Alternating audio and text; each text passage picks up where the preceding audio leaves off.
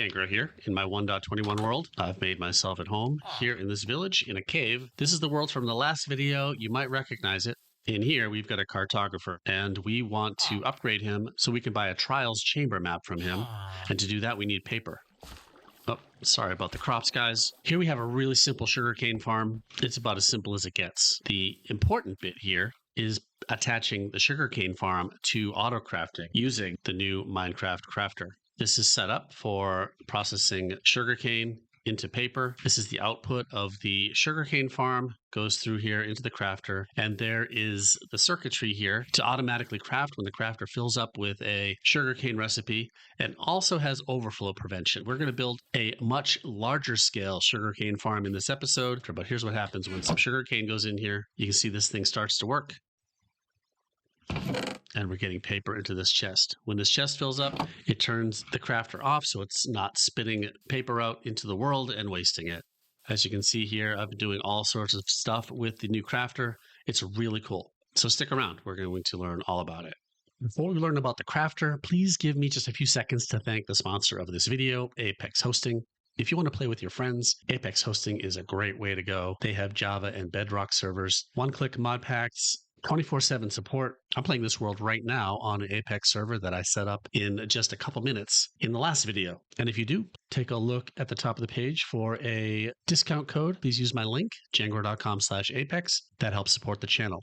Thanks for your support, and thanks to Apex for sponsoring this video. All right, let's get back to paper crafting. Now, this is more about the auto crafting than the sugarcane production, because sugarcane factories are a dime a dozen, but we need something to auto craft. So let's put together a really fast sugarcane factory. I don't have an exact parts list, but it is a pretty standard piston sugarcane factory. So here's where the unloading is happening. I'm going to need to have to replace that in a second. And then we'll run tracks down here, kind of winging this here.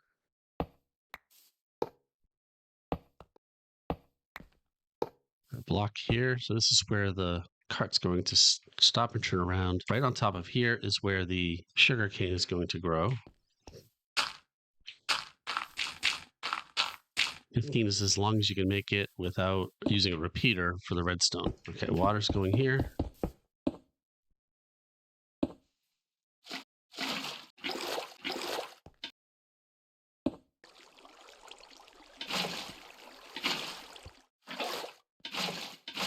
And then we do the same thing on the other side.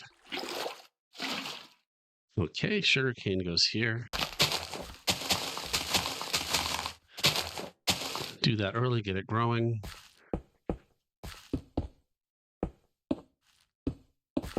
$15 pistons.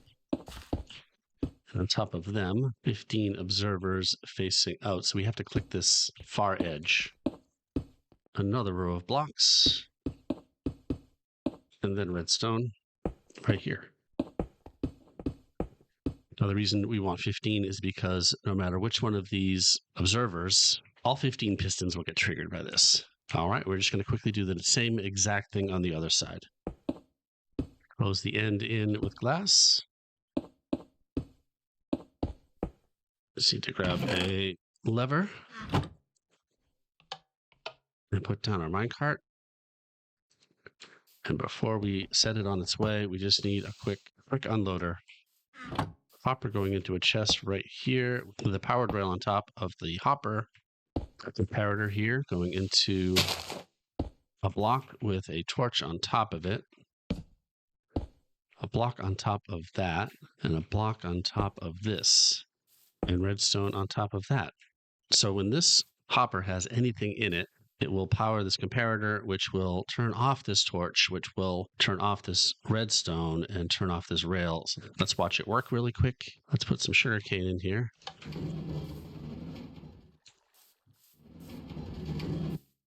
And there it goes.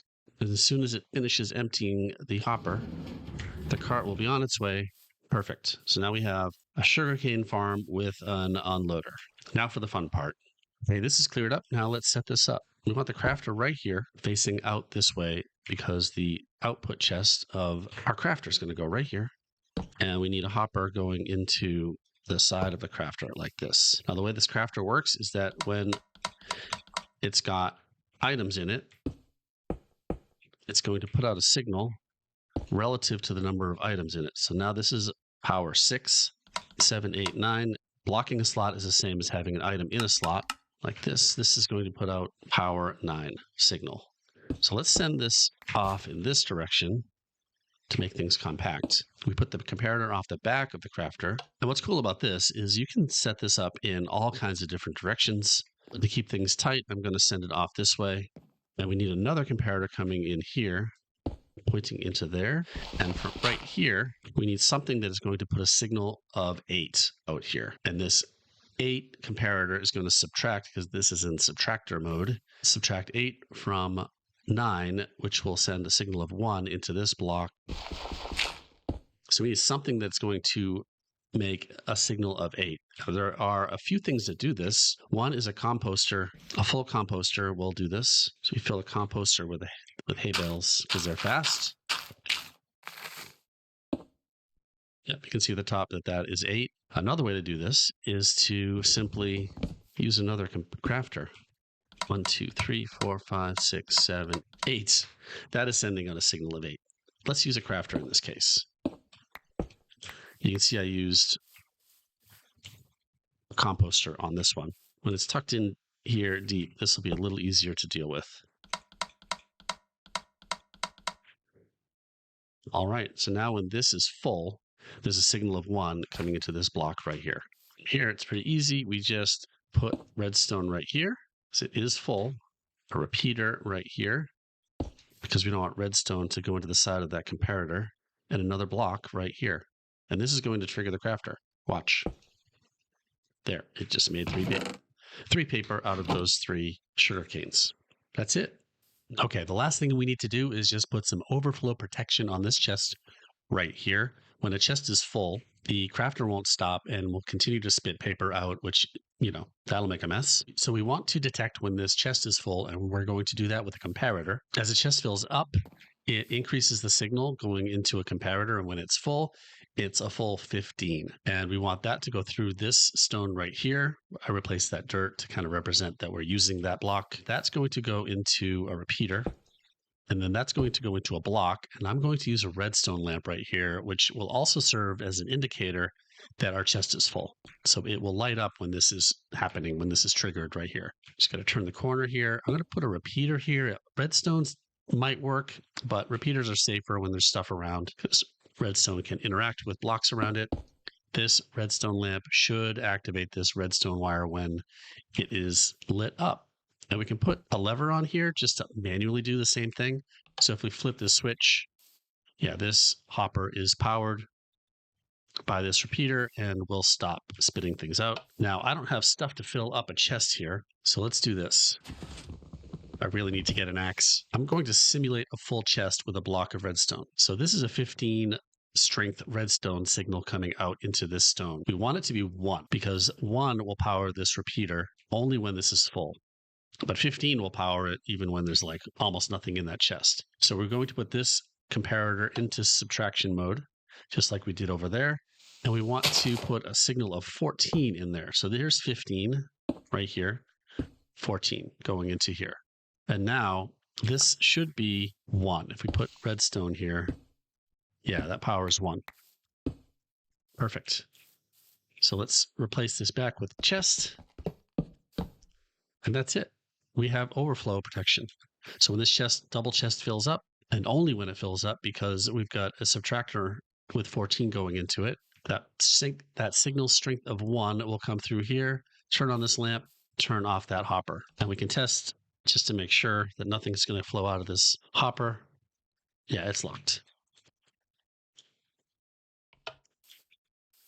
And that's it.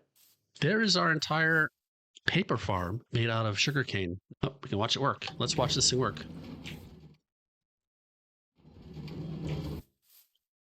Hey, there it goes. So we are going to get a ton of paper from this. This is a pretty hefty sugarcane farm. We could just tile this thing, make it even bigger if we want to just get insane amounts of paper. But I think this is going to do what we need. This could be literally any kind of farm.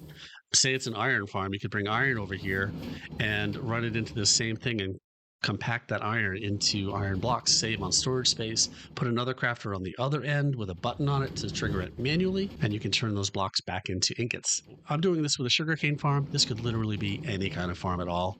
I hope that gives you some ideas of what you can do with a single item crafter. This is a single item crafter. It only works with a single item. I have a multi-item crafter over here. We'll cover that maybe in another video. So until then, I think that's going to do it. Thanks for watching. I hope you enjoyed this video. I enjoyed making it. We'll see you next time. I appreciate you.